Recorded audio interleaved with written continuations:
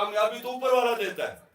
تو اللہ جب دیکھتا ہے کہ کسی کا کوئی حق مارا ہے, بدنیت ہے انسان, اس کو کامیابی نہیں ملتی. اب جتنے بھی لوگ بیٹھے ہیں, ہماری خواتین بھی, اللہ نے ہم سب میں لیڈر بننے کی صلاحیت دی ہے. کیونکہ یہ یاد رکھیں, ہم اللہ کی سب سے عظیم مخلوق ہیں, اشرف المخلوقات. تو جب اللہ نے فرشتوں کو کہا کہ انسان کے سامنے جھکو, اور جب ابلیس نے انکار کیا, تو اللہ نے کہا فرشتوں کو کہ تمہیں بھی نہیں پتا کہ میں نے انسان کو کتنی صلاحیتیں دی ہوئی ہیں. مشکل اور مسئلہ یہ ہے کہ ہمیں بھی نہیں پتا کہ اللہ نے ہمیں کتنی صلاحیتیں دی ہیں. اور وہ کیوں نہیں پتا؟ کیونکہ ہر انسان کے سامنے دو راستے ہوتے ہیں. آپ جب نماز پڑھتے ہیں تو آپ صرف ایک چیز مانگتے ہیں کہ اللہ ان کے راستے پہ لگا جن کو تو نے نعمتیں بخشی. اس راستے پہ نہیں جو تباہی کا راستہ ہے. تو جو تباہی کا راستہ ہے, نوجوانوں سنو, یہ ہاتھ ادھر نہ لاؤ, سنو میری بات. تمہیں یہ یاد رکھو جو میں باتیں کہہ رہا ہوں, اور خاص طور پہ نوجوانوں کے لیے, یہ آپ کی ساری زندگی کام آئیں گے اگر آپ کو سمجھ آ گئی. آپ کی سامنے ہمیشہ دو راستے ہوتے ہیں. ایک آپ کی عظمت کا راستہ ہے, ایک آپ کی تباہی کا راستہ ہے. اور نماز میں ہم مانگتے ہی ہیں کہ اللہ ہمیں وہ عظمت کا راستہ دے. مانگتے ہم نعمتوں کا راستہ ہے, اور چاہتے ہیں ہم وہ تباہی کا راستہ, کیونکہ وہ آسان راستہ لگتا ہے. مثلا مجھے کوئی موقع ملا, میں کوئی ایسی پوزیشن میں ہوں, گورنمنٹ پوزیشن میں ہوں, میں تھانے دار ہوں, پولیس میں ہوں, میں فوجی ہوں, جو بھی ہوں, ہر وقت مجھے موقع ملے گا ناجائز قسم کا پیسہ بنانے کے لیے. لگے گا وہ آسان راستہ ہے, رشوت دوں گا ایک دم پیسہ آ جائے گا, لیکن وہ آپ کی تباہی کا راستہ ہے. جس وقت آپ کو آسان, جو آپ کو راستہ آسان لگتا ہے وہ لیں گے, وہ اصل میں آپ کی تباہی کا راستہ شروع ہو جاتا ہے. کیونکہ قرآن کی ایک اور آیت ہے کہ جس چیز کو سمجھتے ہو تمہارے لیے بری ہے وہ تمہارے لیے اچھی ہے, اور جس کو تم اچھی سمجھتے ہو وہ بری ہے. اس کا کیا مطلب ہے؟ کہ جب آپ سمجھتے ہیں کہ یہ بڑا آسان طریقہ پیسے بنانے کا, آپ اپنا ضمیر بیچتے ہیں, وہ آپ کی تباہی کا راستہ شروع ہو جاتا ہے. جو لیڈر ہے وہ ہمیشہ وہ راستہ لیتا ہے جو اللہ کہتا ہے کہ تمہاری عظمت کا راستہ ہے. اور وہ راستہ کس کا ہے؟ کس کا راستہ ہے وہ؟ کس کا راستہ؟ دنیا کے سب سے عظیم لیڈر نبی صلی اللہ علیہ وسلم کا راستہ ہے. اور وہ, اس کی بنیاد کس پہ رکھی گئی ہے؟ دو کیریکٹرسٹکس کے اوپر اس کی بنیاد رکھی گئی ہے لیڈرشپ کے راستے میں, صادق اور امین. سچ بولنے والا اور انصاف کرنے والا, یہ دو کوالٹیز ہیں لیڈر کی. جو بھی آپ میں سے لیڈر بننا چاہتا ہے یہ یاد رکھیں, آپ کو یہ دو چیزیں, سچائی, جھوٹا لیڈر نہیں ہو سکتا. جب جھوٹا لیڈر ہوتا ہے تو وہ لندن میں جو بھاگا ہوا وہ بن جاتا ہے. لیڈر سچ بولتا ہے.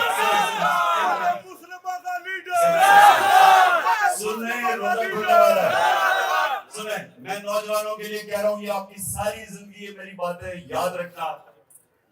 اگر آپ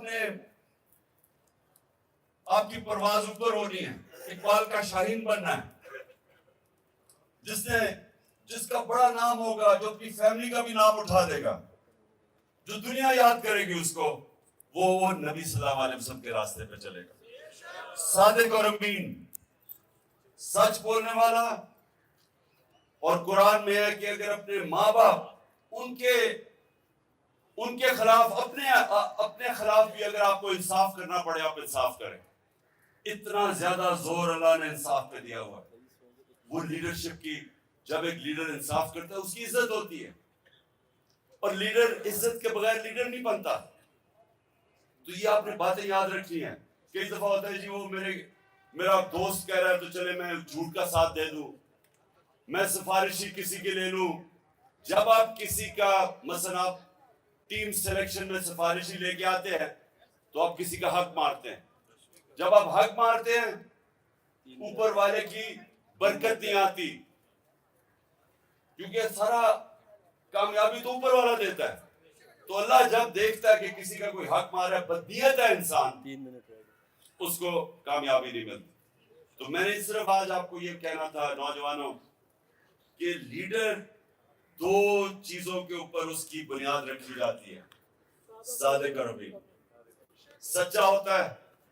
نبی صلی اللہ علیہ وسلم کے پاس ایک قریش آیا, کہتا جی میں 60 سال کا ہو گیا ہوں, میرے لیے مجھے کوئی ایک چیز بتائیں کہ میں مسلمان بھی ہو جاؤں اور میں اپنی عادتیں نہ چھوڑوں. میں اب 60 سال کا اپنی عادتیں نہیں چھوڑ سکتا.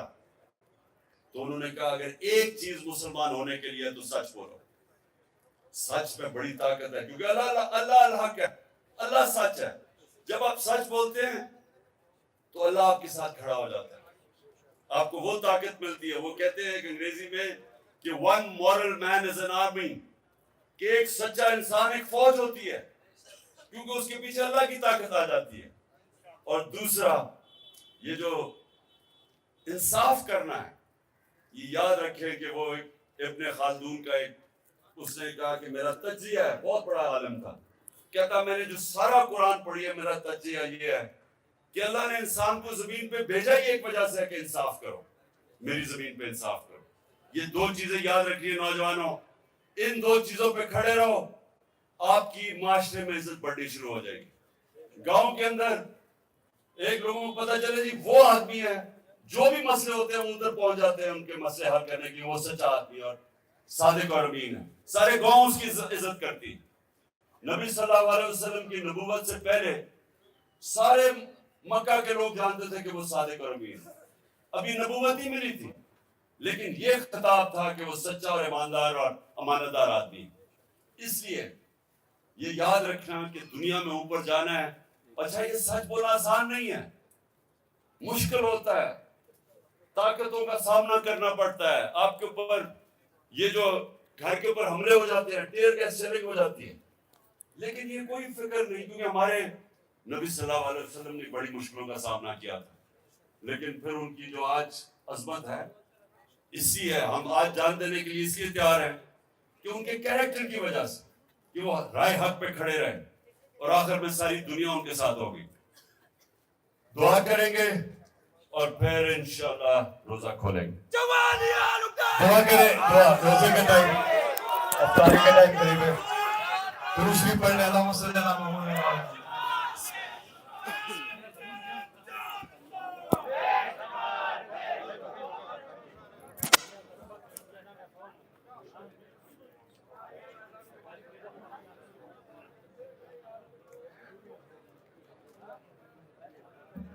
اللہ تعالیٰ ہم پہ اپنا رحم و کرم فرمائے. اللہ تعالیٰ ہمیں اس حقیقی آزادی کی جہاد میں کامیاب و کامران کرے. اللہ تعالیٰ پاکستانی قوم کو کامیاب کرے.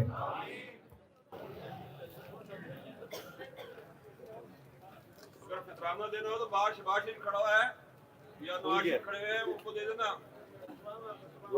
نہیں وہ ان کو نہیں لگتا, ان کو نہیں لگے گا, وہ ضائع ہو جائے گا.